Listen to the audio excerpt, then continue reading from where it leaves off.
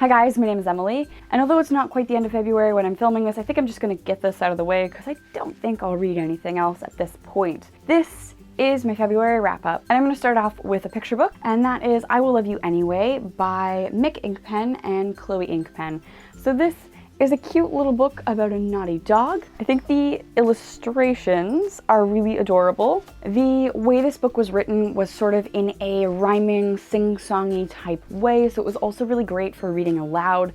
Pictures are so cute, but they're not overwhelming. Like, they're very sparse pictures. If you can find a copy and read it for yourself, I would highly recommend it. The next book I read in February is another picture book, and that is Interstellar Cinderella by Deborah Underwood and Meg Hunt. This is, of course, your classic story of Cinderella, except she is a space mechanic, and what I liked about this story was the ending. I mean, it's a fairy tale.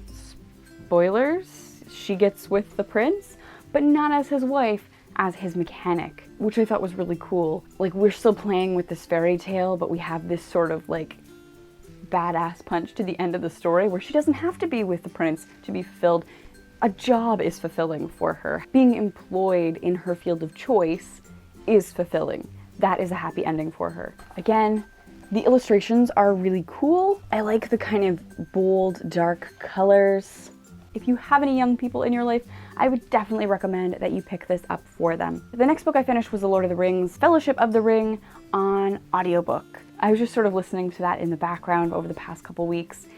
It was just kind of fun to listen to a familiar story and to have it read to me. I listened to The Lord of the Rings narrated by Rob Inglis. It was a pleasurable listening experience. The audio was balanced really well. He had a nice voice. The way he did the songs was really great. It was a really enjoyable experience to kind of plug on and listen to passively because I'm already familiar with the story. I didn't have to super focus on the audiobooks. I would recommend those audiobooks if you're just thinking of rereading The Lord of the Rings and maybe want to spell off with physically reading the book and listening to it while you're driving or commuting or something. And the next thing I read was Gilded Cage by Vic James. This is a fantasy novel. I was sent this ARC by the publishers in exchange for an honest review. I received this ARC through work, and I am obligated to disclose that I am an Indigo employee. I didn't realize that until I did some HR training, but I am obligated to tell you that I am an Indigo employee just so that you don't feel manipulated, I guess. So there we go.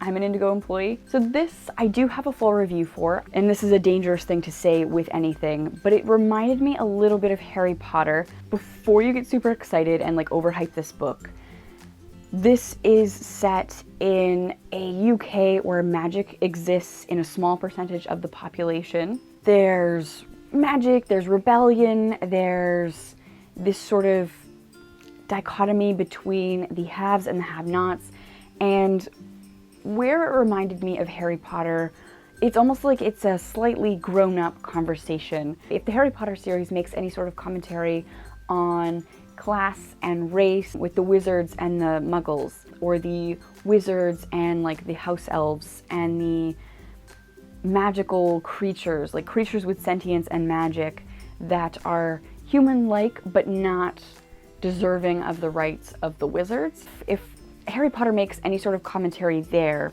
I think this does this as well. Like, I think Gilded Cage does that as well, just at a more grown-up level.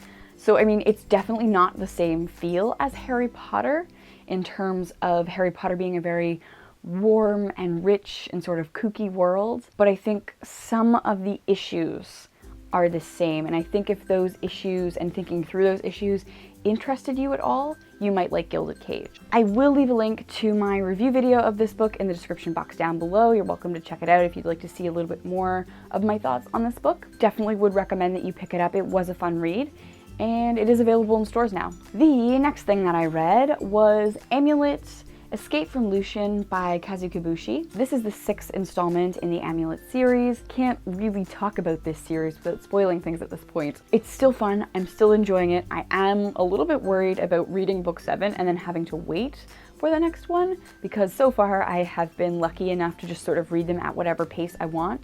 If I want to read 4 in one day, I can do that. But once I hit book 7, like I have one book after this, and then I'm waiting with the rest of the 3rd graders. I do want to do things with this series, some more critical things with this series, just like I've mentioned so many times, but once I finish it. So at some point in the future, I will be doing some sort of discussion video on gender and power and agency and how that manifests in this text, in this series. If you haven't read it yet, I definitely would recommend picking up this series. The next book that I read was Two Boys Kissing by David Levithan. This is a piece of queer literature. It follows 7 gay teens. I guess the main line through the story is Craig and Harry's narrative of wanting to beat the world's record for the longest kiss. So that's what really holds everything together. That's really the through narrative. The thing that I liked most about this was the narrator. So we have this sort of omnipresent we narrating the story and commenting on the lives of these boys.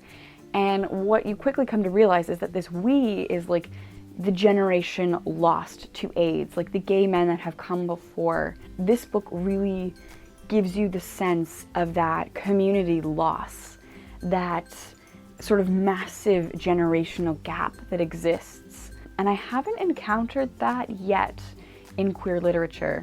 Could just be that I'm not reading the right things. I mean, this is a beginning exploration for me of contemporary queer literature. I'm working on this for my Sex and YA series, so this is part of that series. This will be part of that series. So I mean, it's obviously a very basic understanding. I can't claim to have read every piece of queer literature ever, but in terms of what I have read, this is one of the few books that really makes that presence felt by actually placing the men lost to AIDS in the narrative. Like, they are the narrator, they're offering commentary, they're guiding us through this story, and to feel that presence and that loss was really powerful. I do have a review for this, it will be going up soon, and I would highly recommend that you check out this piece of literature. So I am wrapping up February with The Drawing of Three, which is the second book in the Dark Tower series by Stephen King. So there will be a review and a discussion going up for this shortly. This is part of the hashtag DT Project 17. Over the next 8 months, I will be reading the Dark Tower series by Stephen King.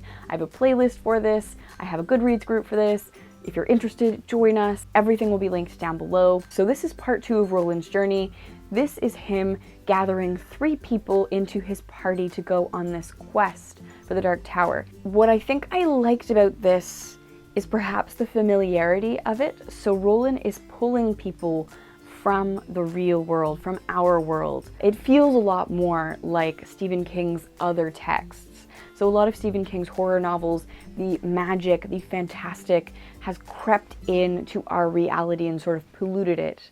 And that's what we see here, Roland being that fantastic element, polluting our primary world, something that we're familiar with. Part of me wonders if that's why I liked this book so much, is that it was familiar. Also, the gunslinger didn't really feel super fleshed out. So I'm curious to see the next book, which hopefully takes place more in the fantasy setting, in Roland's world, in our secondary world. I'm hoping that I like that too, and it's not just that I liked that this was familiar. So I'm excited. I am so excited to continue with the series, and this was a great way to wrap up the month. It's been really hard to recover from this. Like, everything that I pick up after this has kind of fallen flat.